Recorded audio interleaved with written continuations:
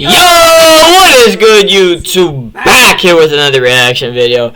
We got 2024 MLB Playoff Picture predicting AL and NL winners, wild card hopefuls, and more. Let's get right into it. So yeah, let's get into it. Wait, what happened? Phillies walk off Braves wild card lead dwindles. Okay. Atlanta one-game lead over rival New York Mets for final NL wildcard spot. I would low-key like to see the Mets in there over the Braves.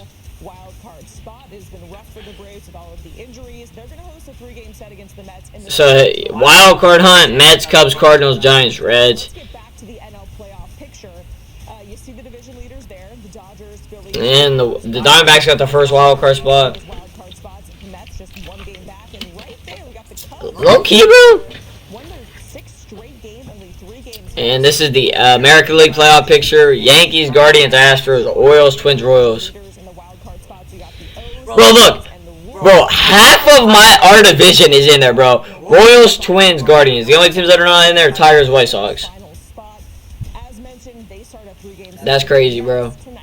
So we might have to play one of our teams in the playoffs. It's a meeting between two teams that are on the outside looking in when it comes to the postseason with the Mets and the Red Sox. Jim, I'll start with you. What team do you give the edge in terms of getting that wild card spot, especially when you think of the schedule, not only this upcoming series, but beyond that? I think the Mets. You have to give the edge to the New York Mets because they're only one game behind the Braves right now, and so they've been red hot. They've got three starting pitchers at the top of their rotation that's been getting it done. With Lewis. Yeah, the Mets do got a good rotation. You know, I talked to manager Carlos Mendoza yesterday, and it was very interesting because after he was raised. So this is the pivotal three-game series: Brian Bello versus Luis Servino, David Peterson versus Cutter Crawford, Tanner Houck versus Taylor McGill. I said the only game the Red Sox win is probably when Tanner goes on the mound. He only has a 3-something earned run average, so. But the Mets, it's a good 3 to pitch in this series. But I'll say this about Boston.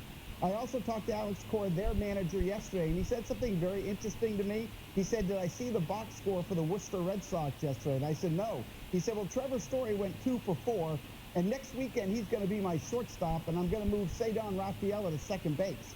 And he thinks that could be the X factor that could get the Red Sox on a nice winning streak here and maybe get right back into this race. But as of this moment, I think the Mets have a better shot.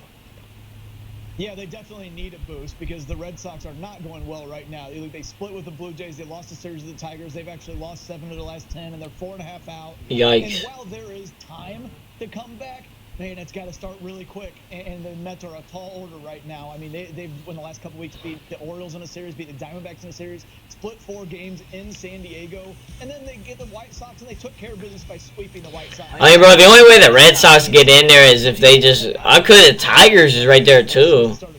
Then the American League wild card race is ass. The National League's more entertaining. Since the start of June, and that's a pretty decent sample here, so it's not like they've just caught lightning in a bottle for a couple weeks. They've been good for several months. I think they're definitely better than the Braves and are going to end up winning that third wild card. Yeah, that's what I think too. I think the Mets are going to take it. Winning right now, but it's a tall order because the Mets are going really, really well. Oh my gosh, I'm so down bad right now because I had to talk about the Florida Gators a little bit earlier, just getting absolutely smoked. And of course, as they did get smoked. Is a huge Mets fan, and now he's in my ear as a Braves fan, talking trash to me because now Matt is predicting them to get that third and final wild card spot. I just don't think so, bro. I think the Mets, they didn't just get on this little hot streak to just stop, bro. You know. Red Hot Cubs fighting back into contention. Chicago three games back of final NL wildcard spot on a 6-game win streak. Okay, they're playing the Pirates right now. Oh yeah, they'll be straight. Easy teams. I mean, they do have the Dodgers. Should sweep them. The rest of the schedule is sub 500 teams, including some bad ones. Look, they've become much more of a team in the last month.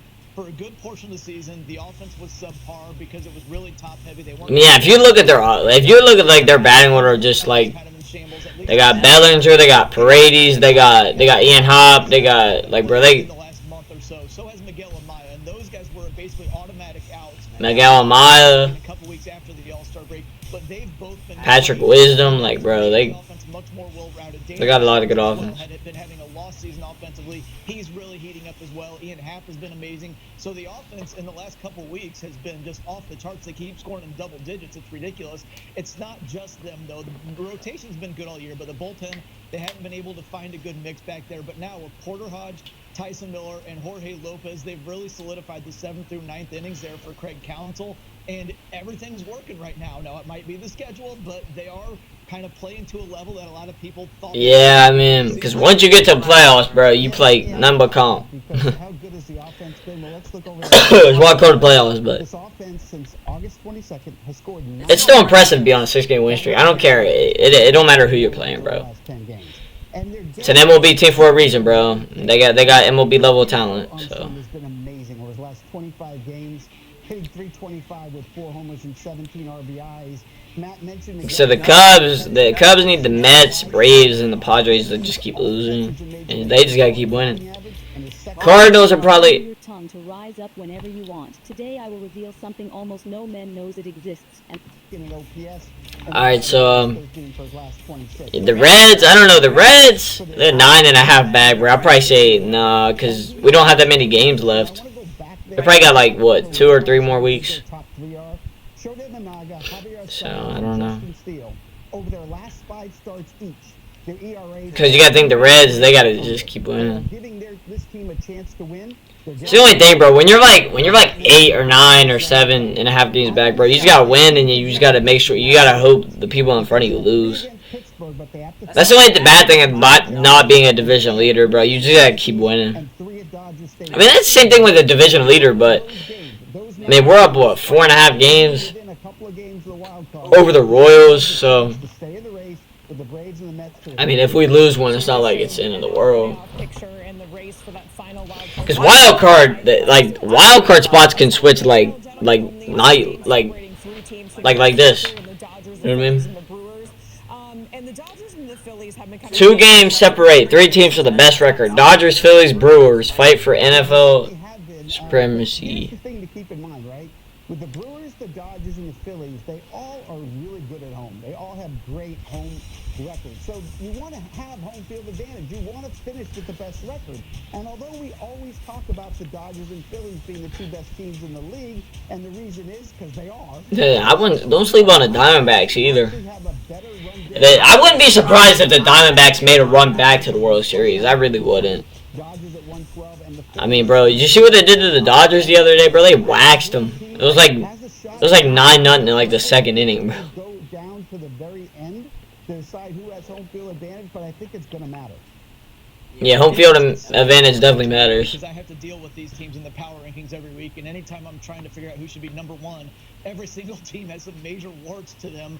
I think the Phillies seem like the most well-rounded team with the 4 really good starting pitchers now that Ranger Suarez is back off the injured list. The back end of the bullpen, we saw that on display last night in the Sunday night game. Several relievers that they can go out there and give them multiple innings of zeros if they need to. And the offense, we know what kind of firepower the Phillies have. The Dodgers have amazing talent at offense, especially now that Mookie Betts is back, now that Max Muncy is back. Along with Freddie Freeman, Shohei Ohtani, and Teoscar Hernandez, who's having a great year. Then you look at the Brewers, and they seem like they have the least amount of talent on paper, especially with the Dodgers having all those rotation issues with all their injuries, and Clayton Kershaw can be added back to that list. And then the Brewers, Christian Yelich is out for the season, and you just think, yeah, that sucks for the Brewers, man. No Christian Yelich. But I think you could also argue they've been the most consistent of these 3, even if they have a little bit fewer wins, because they don't get nearly. I mean, the Brewers, I mean, they're still a good team, but losing one of your best players doesn't help. If we switch over to the AL, the Guardians reclaim the AL Central. They have a lead there, but they do have a tough schedule ahead. A 3-game set with the Royals. Yeah, we do. Yeah, we got the Royals and then the Dodgers, bro. Ah, this is gonna hurt. I mean, bro, I ain't scared of the Dodgers, bro.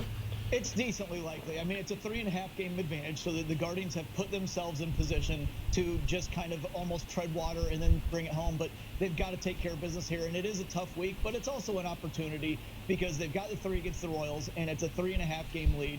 So if they take 2 out of 3, they're up 4.5 over the Royals. Yeah, we'll take that. As long as we take 2 out of 3, bro, I'll be fine. then they do have 3 left against the Twins. So that, again, you can view that as an opportunity. And then when they go to Dodger Stadium. Yeah, so we got the Royals, Dodgers, and White Sox coming up. I mean, bro, I don't even give a fuck about the White Sox, but they'll probably still play us hard, bro. It's a divisional opponent. I mean, bro, look at the White Sox, bro. 47.5 games back. Jeez. The Tigers are only 8 games back out of first. That's not even that bad. So Twins and Royals both 3.5. Yeah, we need to keep winning, bro. Facts. Against Cleveland last week, but something happened since then. It's an injury to first baseman Vinny Pasquantino, and that's an injury that's going to be. Oh, he got hurt. On pace to drive in 100 runs. He was very important in the middle of that lineup, and his loss isn't just about his bat. It's about the effect it's going to have on Bobby Witt Jr. and Salvador Perez. Because when the 3 of them were stacked in the lineup... So, how did Vinny Pasquantino get hurt? Because they were all doing the damage. Now with yeah, last week pissed me off, bro. Like, because we got absolutely slapped in the mouth. So it's going to probably affect both of those guys. Yeah, we do got a tough upcoming schedule. Royals, and then we got Dodgers, bro. Bro, if we at least take 2 out of 3 from both of these series, bro, we're good. But if we get swept by, like, the Dodgers, then we're fucked. Try to make up for the loss of Pasquantino. This is a huge series for Kansas City.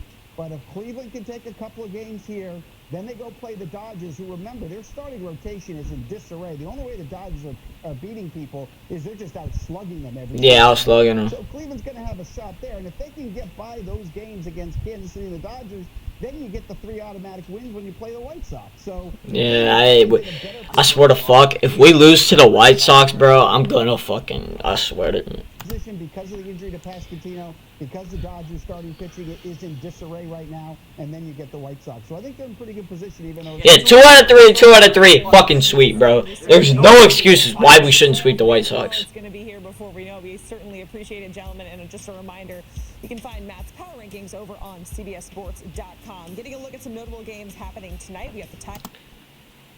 But that's going to do it, though, for the 2024 MLB Playoff Picture, predicting AL and NL winners, wildcard hopefuls, and more.